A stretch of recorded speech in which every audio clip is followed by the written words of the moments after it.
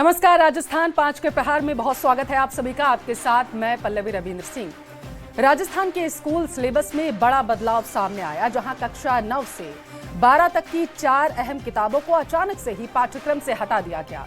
इन किताबों में राजस्थान के इतिहास, संस्कृति, आजादी के बाद के भारत से जुड़ी सामग्री शामिल थी। इस फैसले के बाद शिक्षा व्यवस्था में हलचल मच चुकी है और कई सवाल खड़े किए गए कि आखिर इन किताबों को क्यों हटाया गया और इसके पीछे असली वजह क्या है।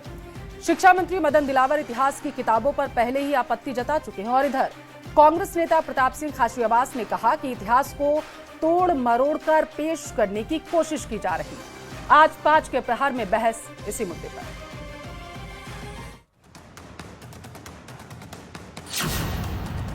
स्कूली किताबों पर छिड़ी सियासी लड़ाई।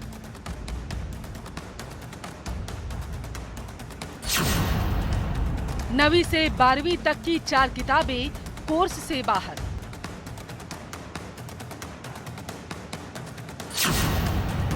कांग्रेस ने बताया इतिहास को तोड़ मरोड़ कर पेश करने की कोशिश।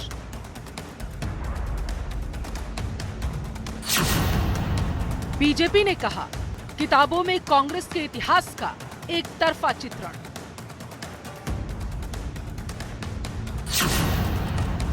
इतिहास की किताब कलह बेहिसाब। चलिए चर्चा की शुरुआत करेंगे। हमारे साथ तमाम मेहमान जुड़ चुके हैं। बीजेपी से वीरेंद्र शर्मा स्टूडियो से हमारे साथ मौजूद हैं। प्रदीप सिंह कांग्रेस से अपना पक्ष रखते हुए नजर आएंगे। एसपी मित्तल हैं, वरिष्ठ पत्रकार हमारे साथ जुड़े हुए, बहुत स्वागत है सर आपका। बीएल मिश्रा हैं, शिक्षक हैं, नेता भी हैं, शिक्षाविद हैं, बहुत स्वागत है सर आपका भी। चर्चा की शुरुआत करेंगे, उससे पहले मैं एक मिनट आप सभी गेस्ट को दूंगी और शुरुआत करूंगी प्रतीक जी आपसे। अपने विचार रखिए। इसका खुद का कोई आजादी का इतिहास नहीं है, इस कारण से उन्होंने 9वीं से लेकर के 12वीं तक की आपको बताऊं कि बहुत सारी किताबें उन्होंने बैन कर दी है। जैसे कि आप जो राजस्थान का स्वतंत्रता आंदोलन है, वो राजस्थान का इतिहास, आजादी के बाद का स्वर्णिम भारत, आजादी के बाद का स्वर्णिम भारत भाग 2। तो मुझे ऐसा लगता है कि अपनी जो नाकामी थी और जो अंग्रेजों के लिए मुखबिरी करते थे, जो विरोध कर रहे थे आजादी का, उसको छिपाने के लिए इस तरीके की किताबों का बैन किया जा रहा है, जो कतई बर्दाश्त नहीं है। जो इतिहास है, जो आजादी का इतिहास है, जो हमारे स्वतंत्र वीर हैं, उनके बारे में पढ़ाना ही चाहिए। और अगर उनको छुपाया जा रहा है तो मुझे पता नहीं बीजेपी की क्या मंशा है, लेकिन वो हिंदुस्तान की जनता को, राजस्थान के बच्चों को ये जानने का पूरा अधिकार है कि आरएसएस जो है वो भारत छोड़ो आंदोलन के खिलाफ था। जो श्यामा प्रसाद मुखर्जी हैं, वो एक सरकार चला रहे थे बंगाल के अंदर मुस्लिम लीग के साथ। तो ये सारा का सारा इतिहास है जो जस का तस पढ़ाया जाना चाहिए। लेकिन बीजेपी जब भी आती है अपनी विचारधारा थोपने के लिए और आजादी की जो लड़ाई है उसको दोबारा रीराइट करने के लिए इस तरीके के कुप्रयास करती रहती। ठीक है वीरेंद्र जी, देखिए, कुछ लोगों को लगता है कि विचारधारा और कुछ लोगों को लगता है इतिहास केवल और केवल इस देश का कांग्रेस ने बनाया और कांग्रेस ने इस देश का निर्माण किया। लेकिन उन्हें समझ जाना चाहिए, अब इस देश में जैन जी है, वो क्या पढ़ना चाहती है वो खुद तय करेगी, ना कि वो लोग जो अपने आप को कहते कि हमने देश को आजाद करवाया, लेकिन वो ये नहीं बताते कि उनकी पार्टी का गठन किसी विदेशी ने किया था। वह यह नहीं बताना चाहते कि मुगलों ने इस देश के ऊपर कैसे अत्याचार किए। वह यह नहीं बताना चाहते कि देश में आपातकाल किसने किया। और यहां तक कि वह यह भी नहीं बताना चाहते उन बच्चों को जिन्होंने भारत का इतिहास पढ़ना चाहते हैं, राजस्थान की संस्कृति पढ़ना चाहते हैं, वह सिर्फ 3 तक ही अपने आप को सीमित रखना चाहते कि देश में 3 ही मुख्यमंत्री बने थे, इस देश में 3 ही प्रधानमंत्री बने थे, जवाहरलाल नेहरू, इंदिरा गांधी और राजीव गांधी। उसके अलावा कोई प्रधानमंत्री नहीं बना। इसके अलावा वो राजस्थान के इतिहास को इतना संकुचित रखना चाहते थे कि यहां पर महाराणा प्रताप जैसा कोई वीर था ही नहीं, यहां पे राणा सांगा, मीराबाई जैसी कोई भक्ति थी नहीं। मैं समझता हूं आधुनिक जो पुस्तकें होनी चाहिए, जो वर्तमान में जो पुस्तकें होनी चाहिए, इतिहास का संकलन जब भी हो, कम से कम उन सभी का एक पैरा हो जो वास्तव में घटित घटनाएं हुई है। क्या आपातकाल नहीं पढ़ाया जाना चाहिए? क्या भारत विभाजन नहीं पढ़ाया जाना चाहिए? ठीक है बीएल मिश्रा जी। पल्लवी जी, सबसे पहले तो आपको पैनल में बैठे विद्वान साथियों को मेरा नमस्कार, प्रणाम। विषय यह है कि जब शिक्षा में राजनीति का समावेश हो जाता है तो इस प्रकार की परिस्थितियां पैदा हो जाती हैं। शिक्षकों का मूल कर्तव्य है कि सरकार के द्वारा, शिक्षा विभाग के द्वारा जो पाठ्यक्रम निर्धारित किया जाता है उसको बच्चों तक पहुंचाना और बच्चों को पढ़ाना, बच्चों को समझाना। अब विषय ये आता है कि 5-5 साल में सरकारें जब बदलती हैं तो पाठ्यक्रम बदलता है। अब सरकार को लगभग 2.5 साल का कार्यकाल पूरा हो गया, अगर पाठ्यक्रम बदलना ही था तो स्टार्टिंग में बदलना चाहिए था। 2.5 साल का जो समय निकल गया, इतने दिनों बाद अगर ये बातें याद आई हैं तो कहीं ना कहीं पाठ्यक्रम बदलने वाली समिति है उसमें शिथिलता है, उसकी कहीं ना कहीं कमजोरियां हैं। दूसरी बात है कि जिस समिति ने पहले पूर्व में इस पाठ्यक्रम का निर्धारण किया था, सरकारें जरूर बदली हैं, लेकिन वो कर्मचारी और वो शिक्षक और शिक्षक इस पाठ्यक्रम समिति के जो सदस्य हैं उनमें से कोई नहीं बदला, उनकी जिम्मेदारियां हैं। इसी प्रकार से अगली बार जब सरकारें आएंगी, दूसरी सरकार आएगी, फिर पाठ्यक्रम बदल दिया जाएगा। जब शिक्षा में राजनीति का समावेश होगा तो शिक्षा का भला नहीं होगा। शिक्षक की यही मांग है कि शिक्षाविदों के द्वारा इसका प्रभाव छात्रों पर कहीं ना कहीं पड़ता है। ठीक है बीएल मिश्रा जी, आऊंगी आपके पास। एसपी मित्तल जी आपके पास आते हुए बताइए। देखिए पल्लवी जी, इसमें हकीकत ये है कि ये जो 4 किताबें हटाई गई है, इसका 9वीं से लेकर 12वीं तक की कक्षा के मूल पाठ्यक्रम से कोई सरोकार नहीं है। राजस्थान उन प्रदेशों में शामिल है जो सेंट्रल गवर्नमेंट द्वारा नई शिक्षा नीति के तहत जिनका पाठ्यक्रम है 9 से लेकर 12 तक की नई शिक्षा नीति के तहत पाठ्यक्रम है। ये जो 4 पुस्तकें वापस ली गई है, ये वो पुस्तकें हैं जो कांग्रेस शासन ने इस तर्क के साथ इनको लिखवाया था कि चूंकि केंद्रीय शिक्षा नीति के तहत हमारे जो राजस्थान का जो इतिहास है, राजस्थान का जो पराक्रम है, उसके बारे में कोई जानकारी नहीं है, इसलिए उसका क्या नाम से किताबों को रखा गया। लेकिन मैं आपको एक बात बताना चाहता हूँ कि वार्षिक जो परीक्षा 9 से लेकर 12 तक की होती है, उस वार्षिक परीक्षा में इन 4 पुस्तकों को लेकर कोई सवाल नहीं पूछा जाता है। तो इसलिए मुझे नहीं लगता कि क्या नाम से इन किताबों को हटाने से या लगाने से जो बच्चे हैं उनकी शिक्षा पर कोई फर्क नहीं। ठीक है, डिबेट सबके लिए मैं ओपन कर रही हूं और चर्चा की शुरुआत में वीरेंद्र जी आपसे करना चाहूंगी। आपने चर्चा की शुरुआत में ही कहा कि जो जेनजी है वो खुद डिसाइड करेगी कि किस तरीके से उसे पढ़ना है, क्या पढ़ना है और क्या नहीं पढ़ना है। तो ये बीजेपी कैसे डिसाइड करने लगी? यही सवाल कांग्रेस आपसे पूछ रही है। बदलाव क्यों, क्या जरूरत पड़ी? देखिए, नहीं पल्लवी जी, पूछ कौन रहा है? आप समझिए पूछ कौन रहा है। वह नेता इस पे राजनीतिक आरोप लगा रहे हैं जिनका अपना खुद का कोई वजूद नहीं बचा, उनको उनकी पार्टी नकार चुकी है, जनता ने भी उनको नकार दिया। पहला विषय। दूसरा विषय, कोई व्यक्ति अगर अब भी यह चाहे कि राजस्थान में ऐसी पढ़ाई नहीं चाहिए जिसमें मुगलों का बखाना हो, मुगलों को महान बताया जाए, अकबर को महान बताया जाए, तो भारतीय जनता पार्टी वह नहीं करने वाली।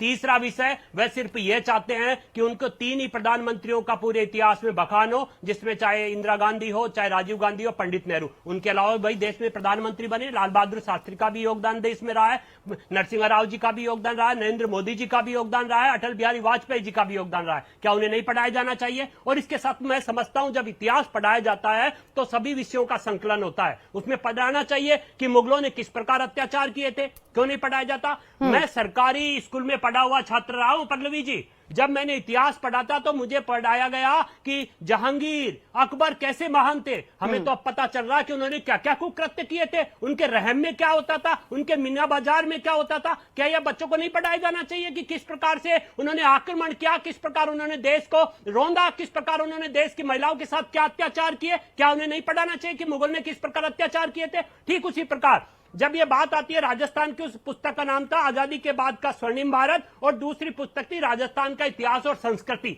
इतिहास और संस्कृति में क्या महाराणा प्रताप के वह सभी चीजें नहीं पढ़ानी चाहिए जो उन्होंने इस राजस्थान को एक वीरता का जो नए अध्याय दिए है, वह क्या हम नहीं पढ़ाएं? तो मैं समझता हूं इस प्रकार का जब इतिहास का संकलन होता है और एक तुच्छ संस्कृति के अनुसार या तुच्छ सोच से जब इतिहास का संकलन किया जाता है तो ऐसी पुस्तकों का कहीं भी जगह नहीं है। और केवल हटाएंगे नहीं, पल्लवी जी मैं आपके चैनल के माध्यम से कह रहा हूं, इस प्रकार का इतिहास हम हमारे बच्चों को नहीं पढ़ने देंगे जिसमें केवल और केवल मुगल काल हो या फिर हमारे लिए गुलामी के कई भी अंश दिखते हो। हम नहीं चाहते कि हमारे बच्चे इस प्रकार की पुस्तकें पढ़े जिसमें गुलामी के दौर को पढ़ाया जा रहा हो कि किस प्रकार गुलाम बनाया गया था, किसने देश के ऊपर शासन किया था। हम जैन जी को इस प्रकार का वातावरण देना चाहते हैं जिससे उनका भविष्य सुदृढ़ हो, वो समृद्धि के द्वार पर जब खड़े हो तो उनके सामने एक इतिहास का पूर्ण संकलन हो कि वास्तव में देश कैसे आगे बढ़ा था। आज जरूरत है कि वास्तव में देश आगे कैसे बढ़ा था उसको पढ़ने की, ना कि यह पढ़ने कि अकबर महान था। आप बताइए अकबर किस रूप में महान था? ठीक है, प्रतीक जी से पूछ लेते हैं, प्रतीक जी से पूछ लेते हैं, हमारे साथ जुड़े हुए हैं। ठीक है प्रतीक जी, बेहद गंभीर आरोप लगते हैं। आऊंगी मैं वीरेंद्र जी आपके पास। प्रतीक जी आपके पास आते हुए बेहद गंभीर आरोप ये लगते हैं हमेशा कांग्रेस पर कि अपनी मंशा के अनुरूप, अपने सहूलियत के हिसाब से इतिहास को लिखवाया गया और उनको किताबों में भी शामिल किया गया। पल्लवी जी, पहले तो मैंने धैर्य से सुना है, तो मैं ये अपेक्षा करता हूँ कि वीरेंद्र जी अब धैर्य से सुनेंगे, बीच में बोलेंगे नहीं। किस तरीके से आधा अधूरा सत्य यहाँ पे बोला जाता है उसको उजागर कर देता हूँ। इन्होंने जिस किताब का जिक्र नहीं किया वो पहली पहली किताब है राजस्थान में का स्वतंत्रता आंदोलन एवं शौर्य परंपरा। दूसरी किताब का नाम है इतिहास एवं संस्कृति राजस्थान। फिर है आजादी के बाद का स्वर्णिम भारत और आजादी के बाद के स्वर्णिम भारत भाग 2। इस दोनों तीनों चीजों के अंदर कहीं भी मुगलों का कोई बखान नहीं है। तीसरी बात, अगर अकबर की बात होगी, अकबर क्रूर था, इसके अंदर कोई मुझे कहने पे आपत्ति नहीं है। जहांगीर क्रूर था, सब पे। लेकिन जब जब अकबर की बात होगी तब तब मानसिंह की बात होगी, जब जब मानसिंह की बात होगी तब तब दिया कुमारी की बात होगी। तो कर लीजिए इस पे डिबेट, डाल दीजिए, डालिए। मानसिंह क्या कहते हैं, अकबर का सेनापति था। मानसिंह के देखिए, मैंने बोला था ना बीच में, वीरेंद्र जी मैंने बोला था ना, आपके पास में आऊंगी, आप अपने समय में अपनी बात रखिएगा। आप बीच में टोका टिप्पणी करेंगे, किसी की बात जनता तक नहीं पहुंचेगी। प्रतीक जी को अपनी बात कंप्लीट करने दीजिए वीरेंद्र जी, उसके बाद आपके पास आऊंगी। प्रतीक जी, आप अपनी बात पूरी करिए प्लीज। देखिए, मैंने तो पहले ही बोला था कि बीच में बोलेंगे, मुझे पता था ये बीच में बोलेंगे, क्योंकि अगर मानसिंह का जिक्र होगा तो जिक्र जरूर ये भी होगा कि दिया कुमारी, जिनको बीजेपी ने अभी उप मुख्यमंत्री बना रखा है, मानसिंह उन्हीं के पूर्वज थे। दूसरी बात, ये आजादी का इतिहास क्यों नहीं पढ़ाना चाहते? अभी शुरुआत में कह रहे थे कि इनकी पार्टी का गठन अंग्रेजों ने किया था। अरे आरएसएस का गठन किसने किया था पता है? कि वो भी कांग्रेस ही थे। कांग्रेस छोड़कर के आरएसएस का गठन किया था। असली बात तो ये है कि भारत की जो आने वाली पीढ़ी है, प्रतीक जी, अगर अकबर का जिक्र आएगा, आपने कहा मानसिंह का जिक्र भी होगा, तो अगर यहाँ पर इंदिरा गांधी का जिक्र होगा तो गायत्री देवी का भी जिक्र होगा। तो अगर गायत्री देवी का जिक्र होगा तो यही सवाल बीजेपी पूछ रही है कि ऐसा क्यों हुआ कि 9 से लेकर के 12वीं तक की क्लासेस में सिर्फ और सिर्फ गायत्री देवी ने किस तरीके से लोकसभा का चुनाव जीता बहुमत के साथ में, कैसे वो मुखर रूप से आती थी, अपनी बातें रखती थी, उनके इस इतिहास को छोड़ करके सिर्फ और सिर्फ 12वीं की क्लासेस में ये पढ़ाया जा रहा था कि वो कितनी खूबसूरत थी। बस मैं अपनी बात कंप्लीट करूंगा। हाँ। किताबों से बात कंप्लीट करूंगा आपके टॉपिक पे। भाई क्या भारत की जनता को, अगर अकबर का जिक्र होगा तो मानसिंह का प्रतीक जी जिक्र होगा ना, तो बताइए। गायत्री देवी का जिक्र वही बीजेपी पूछ रही है कि आप लोगों ने गायत्री देवी का जिक्र 9वीं से लेकर के 12वीं तक की क्लासेस में क्यों नहीं किया? अगर है तो मुझे बताइए प्लीज। मैं बताऊंगा, बिल्कुल बताऊंगा। मैं बिल्कुल कोई सवालों से नहीं भागता। मैं तो ये कह रहा हूँ कि भारत छोड़ो आंदोलन का विरोध हिंदू महासभा और आरएसएस कर रही थी। ये इतिहास में दर्ज है, तो क्या ये भारत के बच्चों को या आने वाली पीढ़ी को नहीं पता होना चाहिए? आरएसएस को आज 100 साल हो गए। 100 साल के अंदर ये मेरे को एक नाम बता जाएं जिन्होंने जो भारत की आजादी के लिए इन्होंने काम किया हो। जब संविधान लिखा जा रहा था तो संविधान का विरोध कर रहे थे, भारतीय झंडे का विरोध कर रहे थे। आप बताइए, बाबा साहब अम्बेडकर के जीते जी उनकी शव यात्रा निकाल रहे थे क्योंकि हिंदू कोड बिल लागू होने वाला था। और अनेकों ये सारी बातें पढ़ाई जानी चाहिए। अब दूसरी बात, मैं आपकी बात पे आ जाता हूँ। गायत्री देवी जी हिंदुस्तान की, मुझे ऐसा लगता है कि बहुत ज्यादा कोई दुनिया को या बहुत सारी जनसंख्या को प्रभावित करने वाली नहीं थी। बीजेपी को लगता है आप उसके अंदर ऐड करना चाहे कर दीजिए, हमें कोई आपत्ति नहीं है।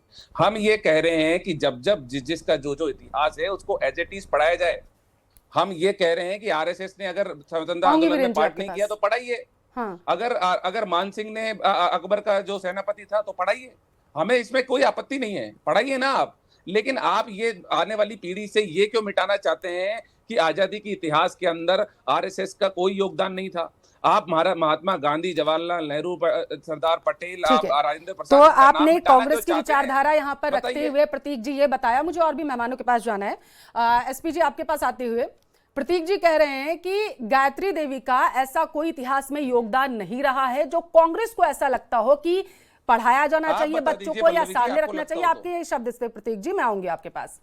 तो कांग्रेस का वो पक्ष रख रहे, उनकी तरफ से कहा जा रहा है कि ऐसा कोई योगदान नहीं था। अगर ऐसी ही बात है तो अमरचंद बाठिया हो गए, विजय सिंह हो गए, जिनको अमर सिंह को तो मंगल पांडे कहा जाता है राजस्थान का, इनका जिक्र भी तो इतिहास के पन्नों में नहीं है।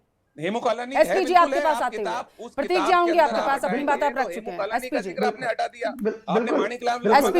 प्रतीक जी बीच में मत बोलिएगा। एसपी जी, पल्लवी जी, देखिए, मैंने कहा कि कांग्रेस ने इन पुस्तकों को राजनीतिक नजरिए से तैयार किया। जब राजस्थान के अंदर केंद्रीय नई शिक्षा नीति के तहत पाठ्यक्रम है, तो क्या आवश्यकता थी आपको कि इन पाठ्यक्रमों की, जिनसे राजस्थान के बारे में जो आपने ये अपने नजरिए से इनको पुस्तकों को तैयार करवाया?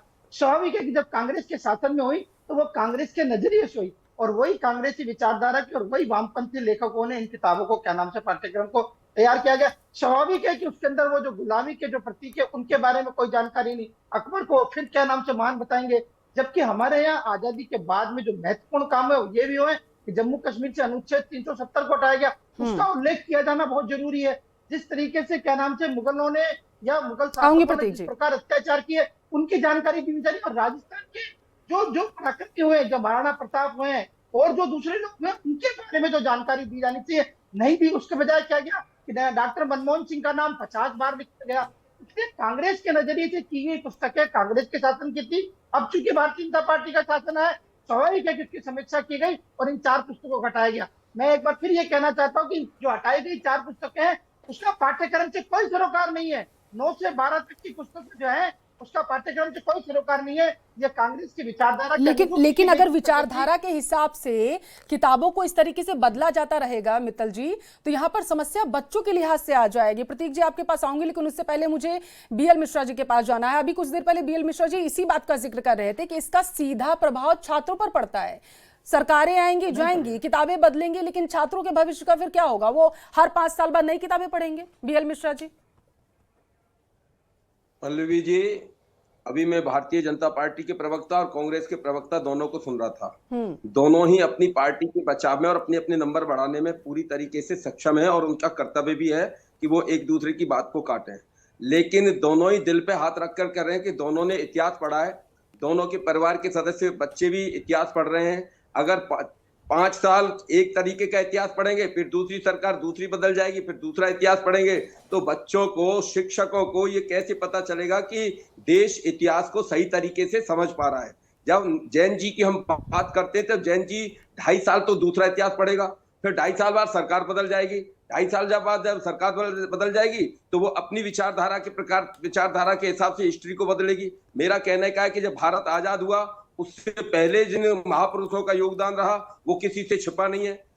जितने भी इतिहासकार हैं, शिक्षाविद हैं, उनको बैठ करके मंथन करना चाहिए। फिर भारत जब आजाद हो गया उसके बाद जितने भी प्रधानमंत्री हुए, जितने भी महापुरुष हुए, जिनका भी देश में योगदान रहा, उसको स्पष्ट रूप से लिखा जाना चाहिए। लेकिन बीएल मिश्रा जी, एक कहावत है कि झूठ जब जोर जोर से चिल्लाकर बोला जाता है तो वो भी सच साबित होने लगता है। बीएल मिश्रा जी आप तक आवाज पहुंच रही है मेरी? सुनिए, एक कहावत है कि जब झूठ तेज तेज बोला जाता है, जोर से बोला जाता है, लंबे समय तक बोला जाता है, तो वो भी सच साबित होने लगता है। और आप कह रहे हैं कि इनको कोई शामिल करने का कोई इतना बड़ा मुद्दा नहीं बनता है। अगर यही चीजें आगे की पीढ़ियां पढ़ती रहेंगी, अगर वो यही देखती रहेंगी कि अकबर महान था, अगर उन्हें यह पढ़ाया जाएगा कि इमरजेंसी के टाइम में इंदिरा गांधी ने किस तरीके से देश को आगे बढ़ाने के लिए चीजें की थी, और ये नहीं पढ़ाया जाएगा कि गायत्री देवी को किस तरीके से वहां पर जेल में डाल दिया गया था और उनके उस दौरान उनके साथ क्या क्या कृत्य वहां पर किए गए थे, अगर ये पढ़ाया नहीं जाएगा तो बच्चों को कैसे पता चलेगा? एक तरफा इतिहास था ना, वही तो कह रही है बीजेपी। बीएल मिश्रा जी। हाँ, मैं ये कहना चाह रहा हूं कि बीजेपी कह रही है इसलिए नहीं, या कांग्रेस कह रही है इसलिए नहीं। ये बताइए कि हमारे इतिहासकार ऐसे कह रहे हैं, हमारे शिक्षाविद इस प्रकार से कह रहे हैं। इस प्रकार की भावना यदि विद्यार्थियों में भरी जाएगी तो पता चलेगा कि राजनीति से प्रेरित होकर के पाठ्यक्रम तैयार नहीं किया जा रहा। अब हम यहाँ क्या दिखा रहे हैं कि भारतीय जनता पार्टी कह रही है इसलिए कर रहे हैं, फिर वो भारतीय जनता पार्टी के अलावा कहेंगे कांग्रेस की विचारधारा है इसलिए कह रहे हैं। अरे भाई, देश के शिक्षाविद, देश के इतिहासकार बैठ करके मंथन करें और जो सत्य इतिहास हो, जिसका भी इतिहास हो, गौरवान्वित इतिहास हो, उसको गौरवान्वित तरीके से पेश किया जाए, जिसका कलंकित इतिहास हो उसको कलंकित तरीके से प्रस्तुत किया जाए, जिससे कि सच्चाई विद्यार्थियों तक पहुंचे, शिक्षकों तक पहुंचे। अब शिक्षक तो मजबूर ये है कि शिक्षक सच्चाई पढ़ाने के लिए प्रेरित कर ही नहीं सकता, क्योंकि वो विचारधाराएं थोपी जा रही हैं। मैं किसी एक पार्टी की बात नहीं कर रहा हूँ पल्लवी जी। अब कांग्रेस की सरकार आएगी, वो अपने तरीके से पाठ्यक्रम तैयार कर देगी, और जब पाठ्यक्रम तैयार होगी तो करोड़ों रुपए का जो खर्चा आएगा वो गरीब जनता के जेब से जाता है। अब ये किताबें बदलेंगी तो नई किताबें बनेंगी, नई किताबें छपेंगी तो करोड़ों रुपए खर्च होगा। अब जो करोड़ों रुपए खर्च होगा तो वो टैक्स पेयर की जेब में आएगा, गरीबों पर उसका वर्डन पड़ेगा, तो इसका जिम्मेदार कौन होगा? इसी प्रकार से सभी शिक्षाविद मिलकर के इस प्रकार का पाठ्यक्रम तैयार करें कि शिक्षा में लेकिन हिस्टोरियंस को लेकर के भी तो यह बात आम है कि हिस्टोरियंस भी आ रही हूं प्रतीक जी आपके पास, हिस्टोरियंस भी 2 लॉबी में बटे हुए थे, लेफ्टिस्ट भी थे और जो राइटिस्ट थे, वो अपनी अपनी तरीके से अपनी विचारधारा पुस्तकों में उन्होंने पेश किए। प्रतीक जी, आपके पास आते हुए बेहद गंभीर आरोप बीजेपी की तरफ से अभी आपके ऊपर लगाए गए थे। ये कहा जा रहा था कि आप लोग सिर्फ और सिर्फ अपनी विचारधारा किताबों में थोपने की कोशिश कर रहे थे। 370 को क्यों नहीं बताया गया अभी तक, 35A को क्यों नहीं बताया गया? जवाब दीजिए। पल्लवी जी, ये खबर मैं आपको दिखाना चाहता हूँ। ये खबर ये है, कालीबाई के नाम पे करोड़ों खर्च और किताब में नहीं पढ़ाएंगे उनका बलिदान। कालीबाई जो थी वो 13 साल की उम्र में डूंगरपुर के रास्तपाल गांव में अंग्रेजों से भिड़ गई थी। और इस सरकार ने किया क्या, अभी 25-26 के उससे पाठ्यक्रम से उसको हटा दिया। भाई, कांग्रेस के नेताओं से दिक्कत हो सकती है, लेकिन कालीबाई से क्या दिक्कत है? कालीबाई के नाम पे हजारों हजार करोड़ रुपए की जो स्कीम्स हैं वो राजस्थान के अंदर चलती हैं, और ये सारा काम लगातार इनके जो शिक्षा मंत्री हैं वो हटाते जा रहे हैं, क्योंकि उनको खुद को इतिहास के बारे में कुछ नहीं पता। और अभी जो शिक्षाविद थे उन्होंने बिल्कुल सही बात बोली, जो जिसका गलत है उसका गलत पढ़ाइए, जिसका सही है उसका सही पढ़ाइए ना। लेकिन अगर आप आजादी के इतिहास को आप हटा देंगे, मॉडर्न हिस्ट्री को आप हटा देंगे, तो आने वाले लोग, बच्चों को कैसे पता लगेगा कि हमने किस तरीके से आजादी की लड़ाई लड़ करके हमने अंग्रेजों से ये जो आजादी है उसको छीना है। और हमें कैसे पता लगेगा कि हमारे स्वतंत्रता सेनानी कौन थे? हमें कैसे पता लगेगा कि कौन स्वतंत्रता आंदोलन का विरोध कर रहे थे? और कैसे पता चलेगा बच्चों को कि जब धारा 370 और 35 से हटाई गई तो उसके बाद किस तरीके से कश्मीर में जो दलित हैं उनको अपना अधिकार लेने का वहां पर हक मिल चुका था? ये भी तो पता चलना चाहिए ना। एनसीईआरटी की किताबों में अमेंडमेंट करा दीजिए ना। राजस्थान से क्यों छेड़छाड़ कर रहे हैं फिर? एनसीईआरटी में करा दीजिए, पूरे हिंदुस्तान में हो जाएगा। करा दीजिए ना। ये सिर्फ बातें बोली जाती हैं, और हर एक राज्य में अलग अलग अपने वोट बैंक के हिसाब से और अपनी आरएसएस की नीति के हिसाब से बदलाव किया जा रहा है। यहाँ पे आरएसएस की सोच के जो पत्रकार आते हैं वो भी उसी तरीके की बातें कहते हैं। मैं कह रहा हूं आप एनसीईआरटी किताब में करा दीजिए। चलिए, एनसीईआरटी की 12वीं की किताब से मुगल दरबार चैप्टर जब हटाया गया तो कांग्रेस की तरफ से बहुत आपत्ति जताई गई, जिसमें अकबर को महान बताया गया था। तो जब एनसीईआरटी की किताब से मुगल दरबार का चैप्टर हटाया गया तो कांग्रेस की तरफ से विरोध क्यों दर्ज कराया जाता है? कोई आपत्ति नहीं दर्ज कराई। मुझे नाम बता दीजिए, किसी का स्टेटमेंट बता दीजिए। हाँ, आपको कोई आपत्ति नहीं है? अभी आप बोल दीजिए, न्यूज 18 राजस्थान पर आप बोल दीजिए कि कांग्रेस बिल्कुल भी सपोर्ट नहीं करती है इन चीजों का, कि मुगल दरबार का कोई भी चैप्टर, कोई भी चीजें अगर एनसीईआरटी की बुक से हटाई जाती हैं तो, या फिर आगामी दिनों में जो भी बुक्स में चेंजेस किए जाएंगे। पल्लवी जी, आपने मेरा पहले का जो बात है वो पूरी तरह सुनी नहीं, मैं उसको रिपीट कर देता हूं। मैंने कहा अकबर क्रूर था, मुझे कोई इसमें शंका नहीं है। बाबर क्रूर था, औरंगजेब क्रूर था, सारे क्रूर थे। लेकिन इनके सेनापति भी तो क्रूर ही होंगे ना, जब इनके लिए सेना को लीड कर रहे थे। चाहे राम सिंह की बात कर लें, चाहे मान सिंह की बात कर लें, चाहे जय सिंह की बात कर लें, बताइए क्या वो क्रूर नहीं थे? शासक क्रूर था, और उनके सेनापति जो उनकी सेना को लीड कर रहे थे वो भी तो क्रूर ही होंगे ना। अभी मीना बाजार का जिक्र किया था बीजेपी के प्रवक्ता ने। अकबर के लिए मीना बाजार लगता था तो मीना बाजार लगवाता तो मान सिंह थे। तो मान सिंह की भी जिक्र करिए ना, उनको भी क्रूर बताइए। मैं तो ये कह रहा हूं, अकबर क्रूर है, इसमें किसी को कोई आपत्ति नहीं है, लिखिए आप। लेकिन उनके सेनापति भी क्रूर थे, ये भी लिखिए। ठीक है। 1567 में चित्तौड़गढ़ किले पर जब अधिकार करने के लिए अबुल फजल जैसे इतिहासकारों ने लिखा कि किस तरीके से वहां पर अकबर ने सैकड़ों मंदिर तोड़े और किस तरीके से वहां पर जो है विध्वंसक कार्रवाई वहां पर की गई थी। सेनापति कौन था उस वक्त? बताइए, नाम तो लीजिए। एक मिनट।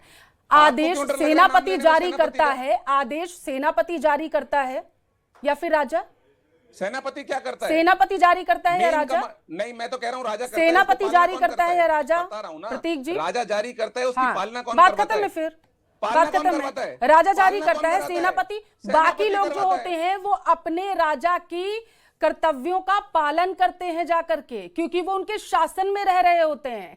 कांग्रेस से कोई अगर चीज जारी की जाएगी, कोई बयान दिया जाएगा, आप भी कांग्रेस का पक्ष रख रहे हैं। लेकिन आपने अभी मेरे इस सवाल का जवाब नहीं दिया कि पूरी तरीके से मुगलों को चैप्टर्स को अगर हटा दिया जाता है 9वीं से 12वीं तक तो आप लोग उसका सपोर्ट करेंगे, कांग्रेस का पक्ष यहां पर रख रहे हैं। आपने इसका जवाब नहीं दिया। वीरेंद्र जी, आपके पास आते हुए वो कह रहे हैं मुझे कोई आपत्ति नहीं है, आप एनसीईआरटी में इस चीज को लागू करवा दीजिए, आप सारे चैप्टर्स हटवा दीजिए मुगलों के, आपको जो करना है करिए, लेकिन एनसीईआरटी में करवा दीजिए ताकि पूरे देश में लागू हो जाए एक साथ। वीरेंद्र जी, दिक्कत कहां आ रही है फिर? देखिए पल्लवी जी, ये वही लोग हैं जो अभी तक भी देश को केवल वामपंथियों द्वारा लिखा गया इतिहास पढ़ाना चाहते थे। ये वही लोग हैं जो इस देश में मैकाले की शिक्षा पद्धति लेकर आए थे, और ये वही लोग हैं जिन्होंने देश की सांस्कृतिक मैकाले की शिक्षा पद्धति सबसे पहले आरएसएस ने करी है। जो काली टोपी है वो जर्मनी से लेके आए हैं। आप देखिए, राजस्थान वह राज्य था जिसने सबसे बाद में जाके राष्ट्रीय शिक्षा नीति लागू की थी। केंद्र में 34 वर्ष बाद नई राष्ट्रीय शिक्षा नीति आई थी। 10 वर्ष इनके शासन में इन्होंने राष्ट्रीय शिक्षा नीति लाने की कोशिश भी नहीं की। तो मैं समझता हूं ऐसे लोगों से क्या उम्मीद की जाएगी कि वो क्या पढ़ाना चाहते हैं क्या नहीं। क्या बदल गया राष्ट्रीय शिक्षा नीति से? बताइए, आपसे सवाल करता हूं, राष्ट्रीय शिक्षा नीति से क्या बदल गया? आजादी के बाद क्या बदल गया राष्ट्रीय शिक्षा नीति से? बताइए किस प्रकार इन्होंने महिलाओं के ऊपर किस प्रकार अत्याचार किए। जब बात आई साहबानों की, उस समय का विषय ले लीजिए, चाहे 3 तलाक का विषय ले लीजिए, चाहे अन्य कोई विषय ले लीजिए, कोई भी ऐसा विषय नहीं पढ़ाना चाहते या नहीं दिखाना चाहते या उसके पक्ष में झंडे का विरोध कर रहे थे जो आप महिलाओं के लोग, अधिकार की बात होती है। तो मैं समझता हूं जिस प्रकार सिलेबस की भारत बात छोड़ो आती आंदोलन है का विरोध तो कर रहे थे वो। ठीक है, एसपी मित्तल जी आपके पास आते हैं फाइनल कमेंट आपसे लेते हुए। एसपी मित्तल जी, ठीक है वीरेन जी। एसपी मित्तल जी, क्या आपको लगता है कि अब आगामी दिनों में जो सियासत की बयार है वो इस ओर जाती हुई दिख रही है कि सिर्फ और सिर्फ इस पर फोकस होगा कि क्या पढ़ाना है क्या नहीं पढ़ाना है और किस तरीके से नामों को चेंज करना है या फिर क्या बुक से हटाना है? एसपी मित्तल जी। नहीं पल्लवी, देखिए जो गुलामी के प्रतीक है वो तो हटने ही चाहिए, लेकिन आप क्या नाम से मानसिंह की आड़ में अकबर के कुकृत्यों को नहीं छिपा सकते। जो इतिहास है, जो बात, जो अत्याचार हुए वो तो आपको बताने ही पड़ेंगे। आपको ये भी बताना पड़ेगा कि किस तरह से जम्मू कश्मीर के हालत है, उसके बाद अनुच्छेद 370 को हटाया गया तो किस प्रकार के हालात हुए, ये आपको देश की युवा पीढ़ी को बताना पड़ेगा। तो यदि क्या नाम से इतिहास को नए सिरे से साफ सुथरा तरीके से और ईमानदारी के साथ लिखा जाए तो मुझे लगता है मित्तल साहब, ये अल्बर्ट हॉल तुलवा दीजिए, ये भी गुलामी का प्रतीक है। ये भी अंग्रेजों के लिए बनवाया था, जयपुर राजघराने ने बनवाया था ना, अंग्रेजों के लिए ही। तोड़वा दीजिए उसको, राष्ट्रपति भवन को तोड़वा दीजिए, वो भी तो अंग्रेजों ने बनवाया था। बिरला ऑडिटोरियम को भी तोड़वा दें, तोड़वा दीजिए ना, जिसको तोड़वाना है उसको तोड़वाइए। आपको गुलामी के ठीक है, इसमें कोई दो राय नहीं है कि इस पूरे मुद्दे को लेकर के जो सूबे की सियासत है पूरी तरीके से गर्म हो चुकी है। देखना अब ये होगा कि इसका छात्रों पर क्या प्रभाव पड़ता है। आप सभी मेहमानों का बहुत शुक्रिया मेरे साथ इस मुद्दे पर चर्चा करने के लिए, अपने विचार यहाँ पर रखने के लिए। आप न्यूज़ 18 राजस्थान के साथ जुड़े रहिए, तमाम बड़ी खबरें तुरंत पहुँचा रहे हैं।